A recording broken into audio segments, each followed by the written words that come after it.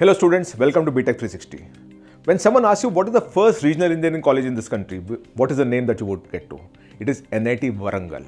NIT Warangal was India's first REC, later became an NIT as you moved along. It was created to build top engineering talent for a newly independent India.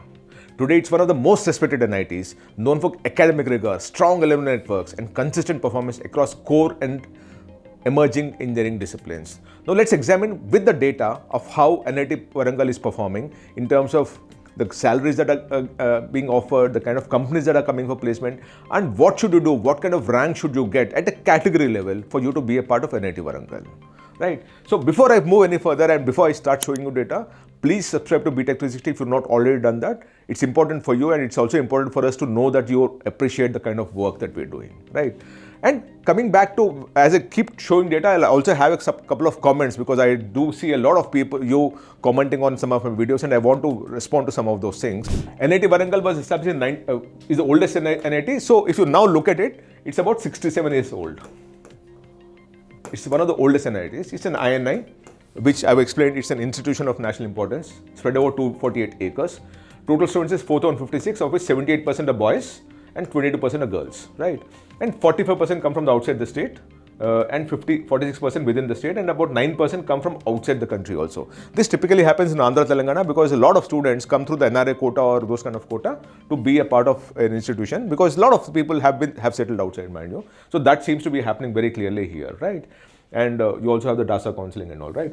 And about 398 faculty for 4,056, which essentially means that you have 1:11 faculty student ratio, which is extremely good. Come to placement and I talk about it a bit more, right? The first thing that people keep telling me is that, listen, institutions actually have a minimum CGPA. So my calculation of how I talk of the number of placement percentage versus the number of students is wrong. I understand what you're talking about, but I also understand what I am also talking. See, I'm going to speak in the interest of the student. I'm going to alert the student come what may. I'm not going to talk of what the institution wants me to speak. I'm going to talk of what the student should know from me. When you actually have 1,000 students as the intake, and you say 250 students don't even qualify for placement because they have not fulfilled a certain filter of a CGPA or attendance or something, because of which they could not get qualified for placement, and then you bring down the total pool size of the total students who are supposed to be placed at 750 and then place 700 and claim 90% placement, I'm not going to take it lying down. Not because of anything. It's simple that, when a student joins a college, the responsibility of the college is to ensure that the student passes every metric, including placement being the last outcome metric.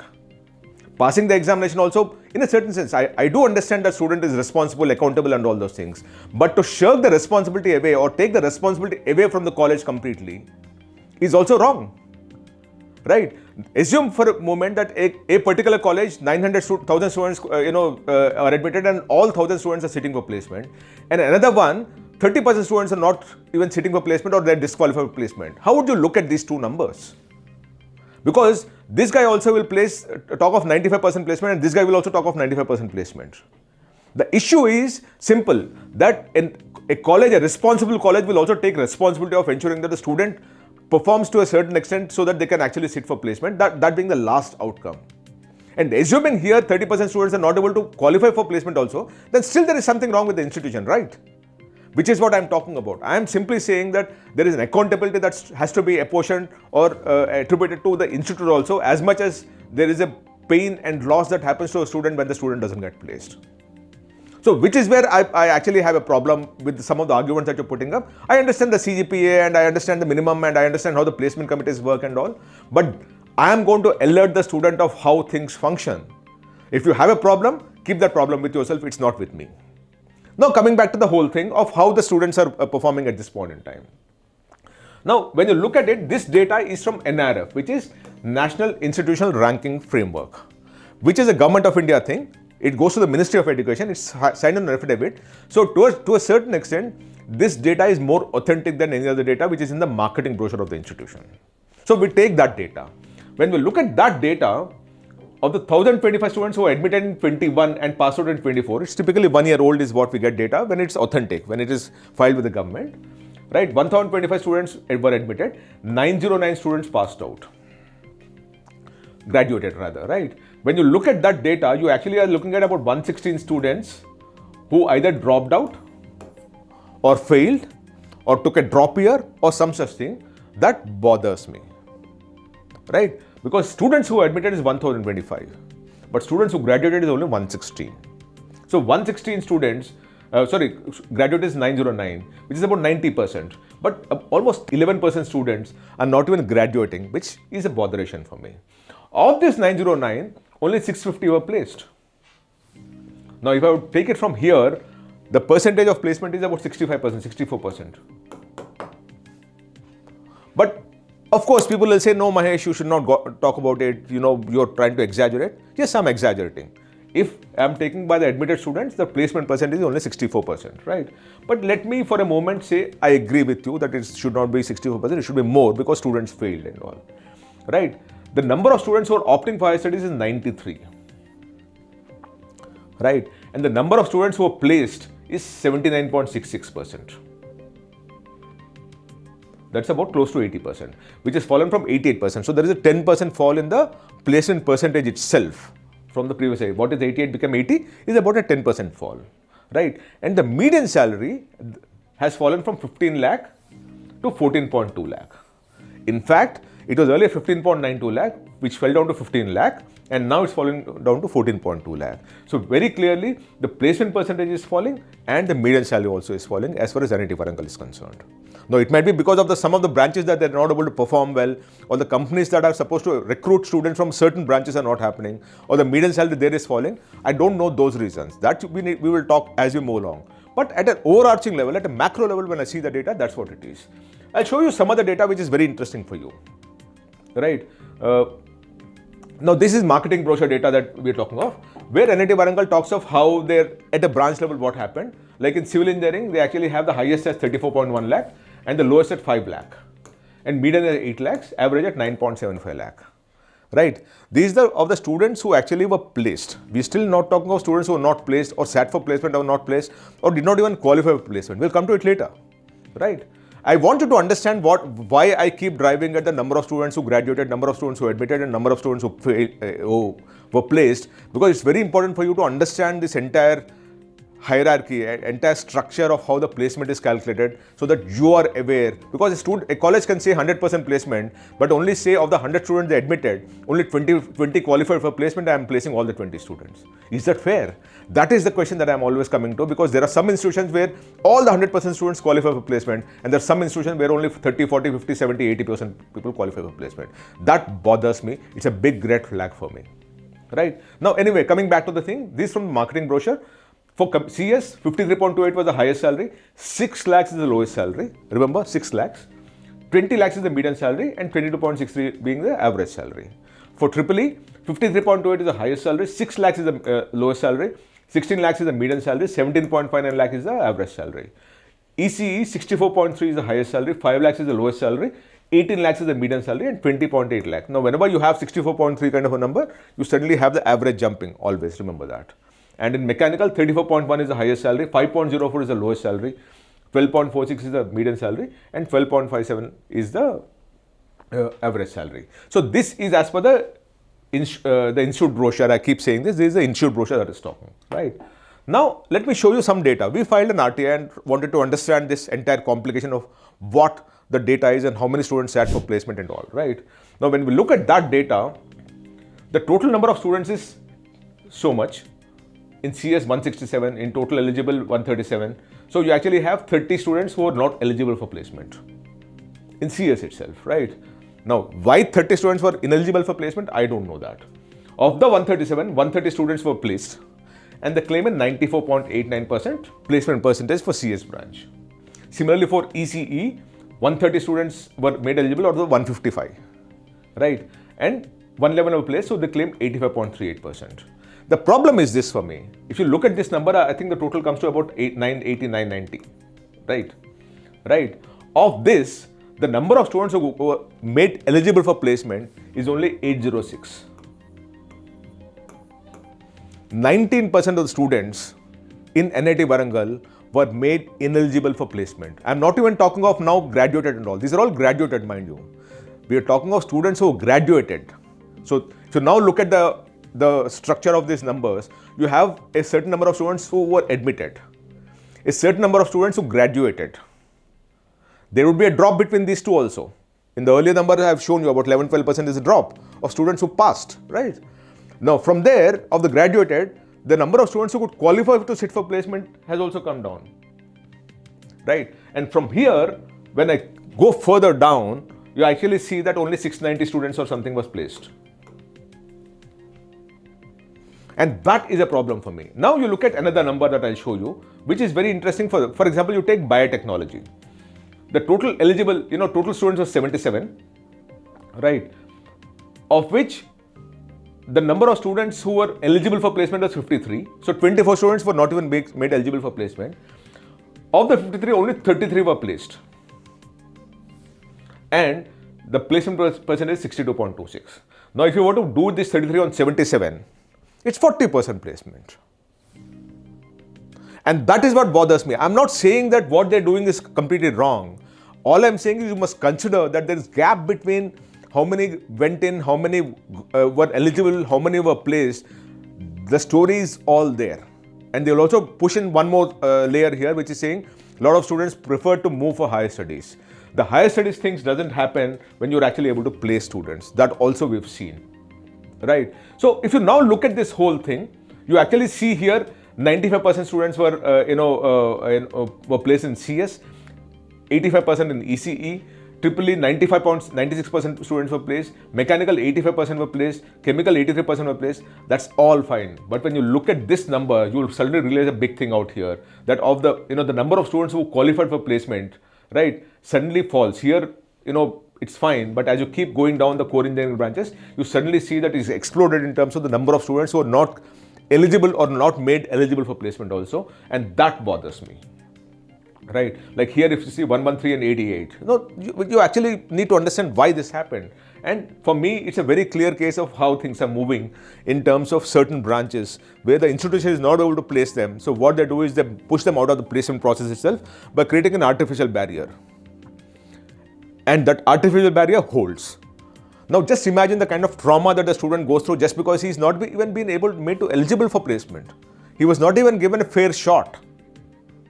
How fair is it for a student? You're all coming and talking to me and telling me on my comment section that, listen, you should understand CGPA, you should understand minimum standards. I understand all those things. But you put yourself in the student's place where even before the placement process, you are made ineligible for placement. And if you don't understand that piece, then you're not understanding what the student is going through, which is what my problem is. Anyway, coming back to the whole thing, two things that you must understand, that here in the case of NIT Warangal, in this RTA response that I got for the latest year that we got, 19% students were made ineligible for placement, and the institution obviously claimed about 75-80% placement in the RTA response. And more importantly, while we are talking of the highest salary, which is what people talk about, we also asked them for the lowest salary. And in 5 of the, we actually have data for 8 branches here, 1, 2, 3, 4, 8 branches here, right? Of the 8 branches, only in 2 branches you actually have 6 lakh minimum salary. In the other 6 branches, you have a minimum salary of 5 lakh rupees. And remember, these are of those students who got placed. I'm not even talking about 30-35% who are not placed.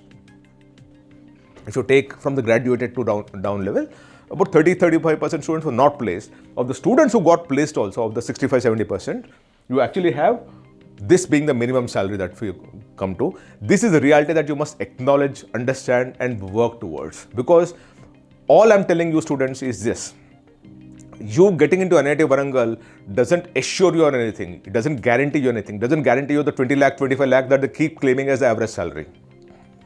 What it gives you is just a passport. Nothing more, nothing less. You enter the country doesn't mean that you got everything going for you. You will have to slog, you have to struggle, you have to work hard, you have to get your CGPA, you have to keep working on your skill sets, you must work on your internships, and then you'll get placed. There is no automatic route out here, and that's something that you must understand, right? So I just thought I will talk to you on this thing because people keep coming back to me saying you don't understand placement. I understand placements. It's just that I'm going to err on the side of the student every single time. When I'm pushed to the wall to say, tell me what is the right thing, I'll always tell of what is good for the student to be heard, so that they're alerted and they prepare themselves mentally of what to expect and what they must work on. Now coming back to the cutoffs, obviously you need to know these things also. So this is outside the home state, JEE Main rank, 2025. So we are talking about the last year's batch. JEE Main, outside home state, category-wise cutoff. So open is general category cutoff, EWS is EWS category rank. OBC NCL is OBC NCL category rank. SC is SC category rank and ST is ST category rank. So BTech CSE 2409 general category you could get into NIT Warangal. 2952 for BTech CSE and AI and data science. Mathematics, this is a very good program. You must look at it very closely because increasing the age of AI, this program would really work wonders for you because ultimately the foundational for everything is mathematics as far as algorithms are concerned. So just look at this data. Moving forward, I would rather prefer this branch than this branch. Right, but anyway, that's for you to take the advice. 3277 for mathematics and computing. ECE is 5057. VLSI design and technology is 5607. And you also have the category ranks. Please download that. If you want anything, please go to the link below. Download the entire ebook, not just NIT Warangal. You'll get data of all the NITs, right? But you actually have that. EWS category rank is 309 for CS, 695 for OBC, 447 for SC, 155 for ST. For BTech CSE AI and data science, 320 for EWS, 1073 for OBC, 502 for SC, ST 137. 420 BTech mathematics and computing, 420 for EWS, 1235 for OBC NCL, 667 for SC and ST 451. ECE 687 for EWS, 1927 for OBC, 926 for SC and 544 for ST. VLSI design, the 714 for OBC, EWS, 2016 for OBC, 1094 for SC and 482 for SB. Right. Now, these are the other thing, we have EEE again here. 7788 for general category, 1437 for mechanical, chemical 17585, civil 25239, metallurgical and materials engineering 28071, biotechnology 30296. And you also have the other category ranks. Please download that, take a screenshot, use it the way you want. You need to know at what rank, at what category you're going to get into what branch at NIT Warangal. And again, I'm saying it's outside the home state, it's not within the home state. We're talking of category ranks. We also looked at the kind of companies that come for placement here. Now remember, it's a very old institution, so you'll actually have the best companies coming in for placement. Tata Steel, Tata Motors, Ashok Leyland, Bosch, Siemens, Larsen & Toubro, JSW, Reliance Industries, Maruti Suzuki, Mahindra. All the companies that you're talking of would be here at this point in time.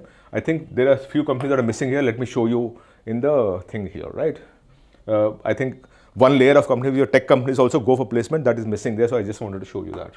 Now, if you look at it, in Microsoft, 333 students are right now working, which means obviously Microsoft goes for placement there.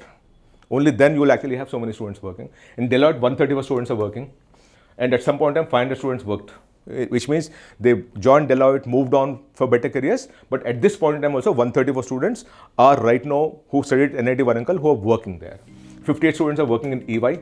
Qualcomm, 410 students are working. But not just this. If you were to look at the Mang companies, which are the trillion-dollar companies that you have in the world, now this is a very good indicator of how students are good enough that they could actually get into the best companies of the world. You actually found 61 students are working in Meta, which means Meta possibly goes there for placement, right? 75 students who studied at NIT Warangal are working in Apple. 303 are working in Amazon. NVIDIA 88 are working, and Google 216 are working, which means the college is good enough that the students could be so skilled and so knowledgeable and so intelligent that they could find their way either through the campus or outside the campus, but they found a way in the biggest companies of the world, which is Meta, Apple, Amazon, NVIDIA and Google, which we call the Mang companies, right? So that is what it is. I also looked at the data of how globally mobile the students of NIT Warangal are. When we look at that data, 77% of the students are in India, right? But more importantly, which also means that 23% students are world over. Now remember, this is data that we've taken from LinkedIn. So obviously the profile is what we're trying to capture. 14% of the students who studied at NIT Warangal are right now in USA, which is a very good data, which means the report card is very good. Mind you, this is a legacy of the institute. Doesn't mean that it is performing exactly the same thing. When I see data, there are a few red flags. But having said that, maybe some of the branches is where they're struggling a bit. But this is the data what we're getting of the 61 years of legacy of NIT Warangal, right? And 451 students, about 1.5–2% are in UK, 369 are in Canada, UAE 360. So you actually have 1–2% across the world. And of course, United States takes the case with 14% students who are working in USA. And very clearly, because it's a NIT Warangal, a lot of students would be working in Hyderabad and all, which is software capital, or Bangalore and those kind of, like Karnataka is 11% if you notice. Of course, Hyderabad is not mentioned here. If you take Hyderabad, this this would have been another 30-40% also, right? But the students are globally mobile. They've joined the company, moved on, grown up in the career, and moved out of the country also, which is what seems to have happened here, which is a very good report card. As far as the legacy of the institution is concerned, it doesn't still answer some basic questions that I've asked about how, suddenly the placement percentage is dropping, or how 19% students were not made eligible for even a placement. These are questions that I'll always keep asking, but that's important for you to understand, right? And if you want me to cover, we'll keep covering this kind of data sets for all colleges. If you want me to cover any engineering college of your choice, write to me on the mailbox here, on the message box. I'll try to do it the best I can. Thank you so much. Namaste.